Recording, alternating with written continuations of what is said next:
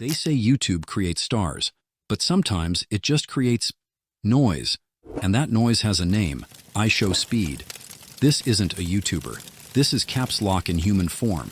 He doesn't talk, he doesn't stream, he screams his way into your algorithm. Every gesture, every word, every sound is cranked to maximum volume, like he's the world's most expensive car alarm that somehow got monetized. Parents hear him and think, is this what my kid watches? Meanwhile, the algorithm thinks, perfect, louder equals longer watch time, and the internet? The internet decided to make him a global meme, the human jump scare that never turns off. So tonight, let's roast the boy who turned chaos into currency and screaming into a business model. Because if attention is the new oil, then IShowSpeed is the loudest refinery on earth. Before we dive headfirst into this digital hurricane, let me make something clear. This is satire, commentary, a roast, based only on open sources and public chaos. If you came here hoping I'd scream like Speed, relax. I don't need to blow out your speakers. And no, I'm not jealous of a kid who can bark into a microphone and make more money in one day than my entire Wi-Fi bill for the year. This is a roast, not a tutorial. Do not try this at home, unless, of course, your dream career is giving your mom a heart attack every time you start a live stream. Because here's the thing, Speed isn't just a streamer, he's a phenomenon. And to understand how we got here, how noise became influence, we have to rewind. It all started in the most predictable place of the 21st century, a bedroom, a webcam, and way too much free time. IShowSpeed didn't climb into the spotlight with a master plan. He screamed his way into it. Imagine a teenager who realized the algorithm loves chaos more than quality and leaned in hard. At first, it was the usual, gaming streams, rage moments, that raw teenage energy that makes adults want to call a noise complaint. But then, something clicked. Not just with viewers, but with the platform itself. YouTube's algorithm is like a pet that doesn't fetch the ball unless you throw it covered in fireworks. Speed through the fireworks every single day. One stream turns into a viral clip. One viral clip turns into millions of subscribers. And before you know it, this kid from Ohio was no longer just another face in the endless scroll. He was the headline act in the circus we call modern entertainment. But here's the question, who's actually watching this? Millions of fans, sure. But think about it. If your kid suddenly learned every four-letter word before learning algebra, you probably know why. And maybe, just maybe, it was your own YouTube account that gave Speed another view while your child sat 2 feet away wide-eyed soaking it all in. Because that's the story of Speed's rise. Not strategy, not polish, but pure, unfiltered chaos in a world addicted to it. And chaos has a funny way of turning into influence. YouTube's algorithm isn't your friend. It doesn't care about talent. It doesn't care about value. It cares about one thing, retention. How long can you keep people glued to their screen, heart racing, finger frozen over the scroll wheel? And that's where IShowSpeed became the algorithm's golden child, because when you scream like a fire alarm, bark like a dog midstream, and rage like your Xbox just deleted your save file, people don't look away. They lean in. This isn't polished late-night television. It's not a Netflix special. It's raw, messy, unpredictable chaos. And unpredictability is the most addictive drug the internet has ever sold. Every clip became a grenade. 1 second he's dancing like he's in another dimension. The next he's setting off fireworks indoors. Yes, indoors. While thousands watch live. It's not content. It's digital adrenaline. And the algorithm eats adrenaline for breakfast. That's why Speed's face is everywhere. Shorts, TikToks, compilations, like a wildfire spreading from screen to screen. Because once you become the algorithm's favorite child, you're not just a streamer anymore. You're a phenomenon. But here's the catch. The same thing that made him skyrocket is the thing that makes parents panic and critics rage. What happens when the algorithm's favorite child is raising everyone else's children? At first, it looked like Speed was just improvising, screaming, barking, breaking things, like a teenager home alone with unlimited Red Bull. But look closer, and you'll see it's not just chaos. It's packaged chaos. It's chaos with a brand strategy. Because every meltdown, every outburst, every absurd stunt, it's a hook. It's a moment designed to be clipped, shared, remixed, and memed into eternity. He turned unpredictability into currency. And once brands, sponsors, and event organizers realized that, they stopped asking, "Is this kid too much?" Instead, they asked, "How much for 30 seconds of his chaos on stage?" Tour managers book him not because he sings, not because he lectures, but because he pulls crowds like a rock star. Cities literally pay for his presence, hoping his noise translates into tourism revenue. And yes, that includes governments burning taxpayer money for influencer marketing. Riga, Paris, Tokyo. They're not just stops on a tour, they're proof that even entire countries are now competing for clout. And the wildest part? It works. The chaos sells tickets, sells merch, sells Speed as an experience. He isn't just a streamer anymore. He's a traveling circus, and the world is the arena. But behind the flashing lights and exploding fireworks lies a bigger question. When chaos becomes a brand, who's really in control? Speed, or the machine feeding on him? Speed's global tour looked like pure spectacle. Crowds chanting his name in London, fireworks in Paris, chaos on the streets of Tokyo, and yes, even Riga, Latvia, where officials thought bringing in a streamer could boost their country's cool factor. But here's the uncomfortable truth. These shows aren't free. Governments, event planners, and tourism boards shelled out real taxpayer money for him to show up, scream into a mic, and run around a stage. The price tag? In some cases, hundreds of thousands of dollars. Money that could have gone to schools, hospitals, or fixing actual streets. Instead, spent on a few hours of influencer mayhem. And it worked. Sort of. Cities got viral clips, trending hashtags, maybe a bump in Google searches. But let's be honest, who books a vacation to a country because a streamer yelled in broken English for 2 hours? The fallout is clear. Politicians chasing youth appeal end up treating influencers like diplomats. Only these diplomats don't negotiate peace. They negotiate brand deals. And behind the scenes, Speed's chaos leaves cities scrambling with security costs, noise complaints, and a wave of headlines asking the same question. Is this really worth it? Because when the circus leaves town, the only thing left behind is the bill. Here's the thing about Speed. He's not just entertainment. He's education, whether parents like it or not. Millions of kids log in, headphones on, soaking up every scream, every meltdown, every outrageous stunt. And let's be real. When you're 12 years old, you don't hear "this is satire." You hear "this is how I should act if I want attention." Teachers spend months trying to teach discipline, respect, focus. Speed undoes it in 15 seconds of chaos. Suddenly, classrooms echo with his catchphrases, kids bark like him, and attention spans collapse faster than his live streams when the Wi-Fi dies. And parents? They're powerless. Because how do you compete with an entertainer who makes real life look boring? Who promises constant stimulation, constant reaction, constant dopamine? This is the trap. Influencers don't just sell merch, they sell behaviors. They model how to talk, how to think, how to react to the world. And the younger the audience, the deeper the imprint. And here's the darker irony. We've reached a point where governments themselves invite this influence. They fly him in, roll out the carpet, and say, "Corrupt our youth, but make it viral." And if you think this is just comedy, you're wrong. This is a generation learning their values not from schools, not from parents, but from streamers who scream into a camera for clicks. If you want the unfiltered, darker version of this, the part where influence becomes control, you'll find it on our other project, Dark Side Stories. Link above my head and in the description. Let's strip away the noise for a second. The barking, the screaming, the fireworks in his room, that's not chaos, that's capital. Because behind every "what the hell" moment is a donation alert. Behind every fake rage quit is a sponsorship deal. Behind every clip that goes viral on TikTok is a YouTube check waiting to cash in. Speed is living proof of the new economy. The louder you are, the richer you get.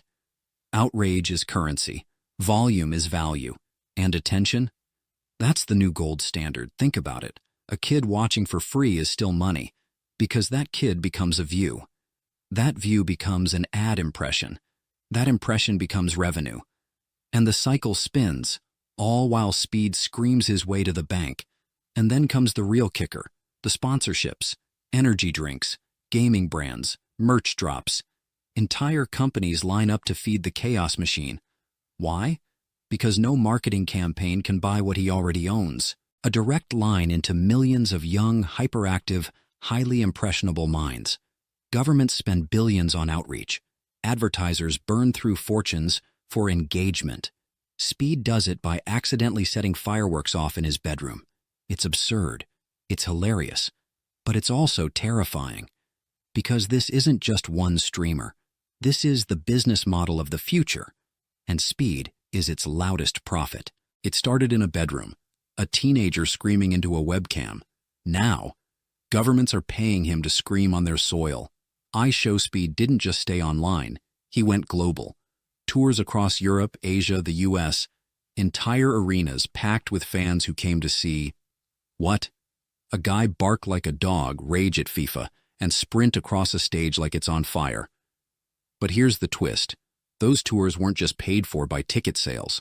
Some countries, yes, actual governments, invited him as part of youth outreach and tourism promotion. Translation, taxpayer money. Think about that for a second. Latvia, right here in Riga, shelled out cash to bring him over. Other nations too. Hotels, venues, logistics, all funded in part by public budgets. Why? Because politicians finally realized what every 12-year-old already knows. Speed gets attention.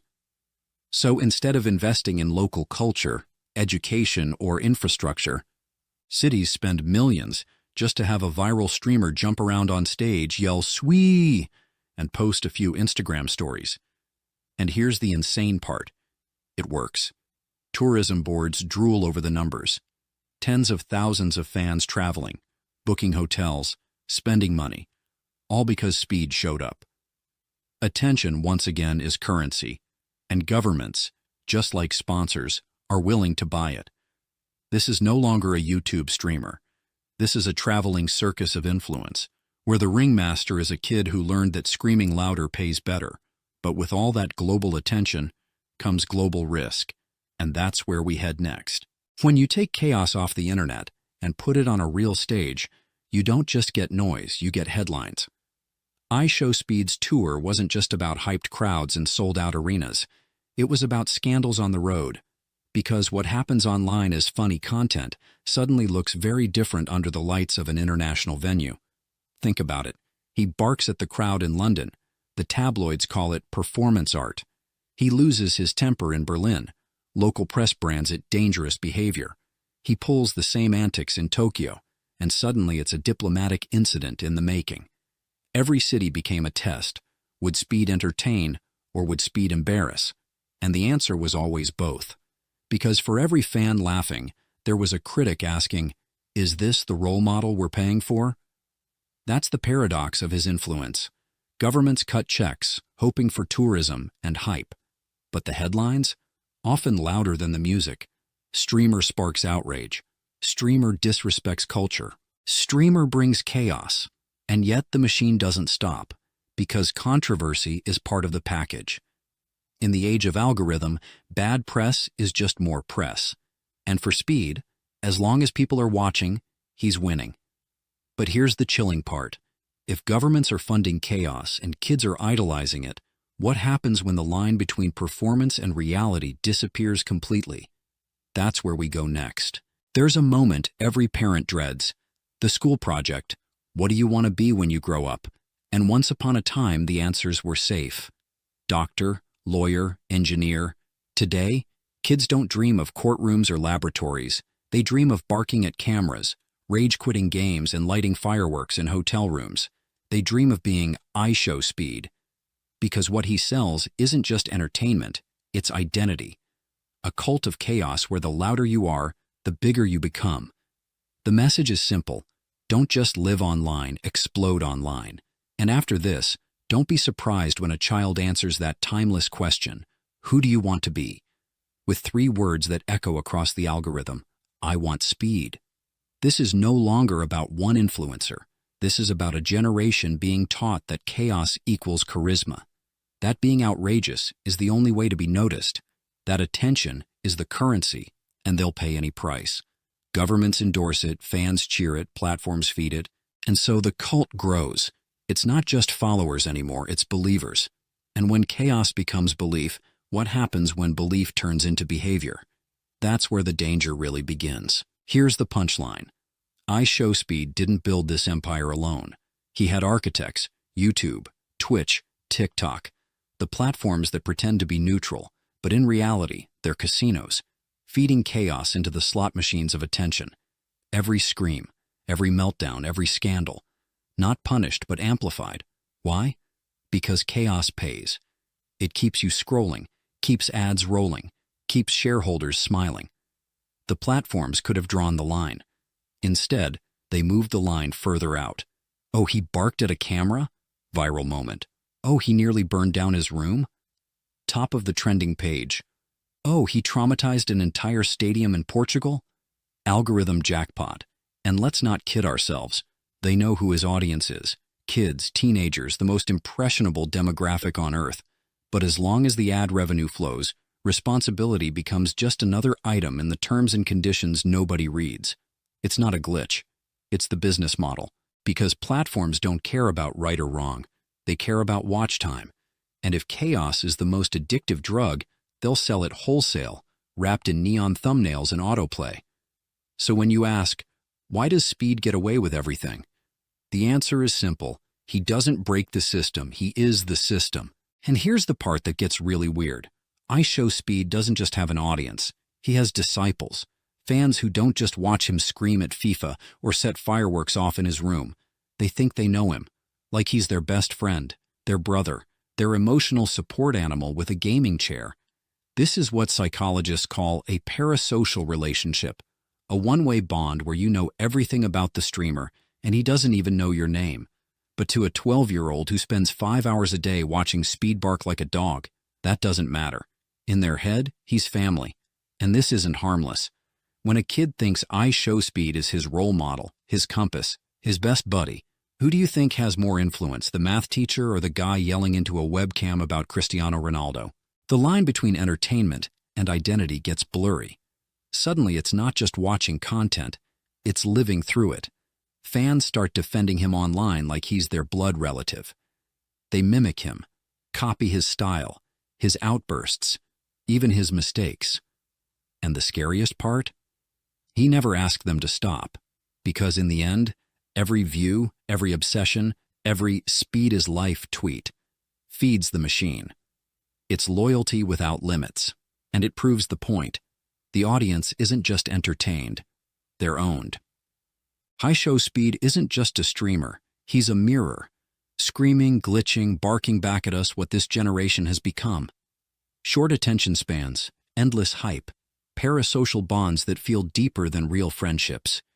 He's proof that in the 21st century, you don't need to build empires. You just need a ring light, Wi-Fi, and the stamina to scream louder than the chaos around you. And if you think it's harmless fun, remember this. Kids don't dream of being doctors anymore. They dream of being influencers. They don't want to cure disease. They want to go viral. They don't want to build bridges. They want to burn them for clout. That's the legacy of Speed. He's not just content.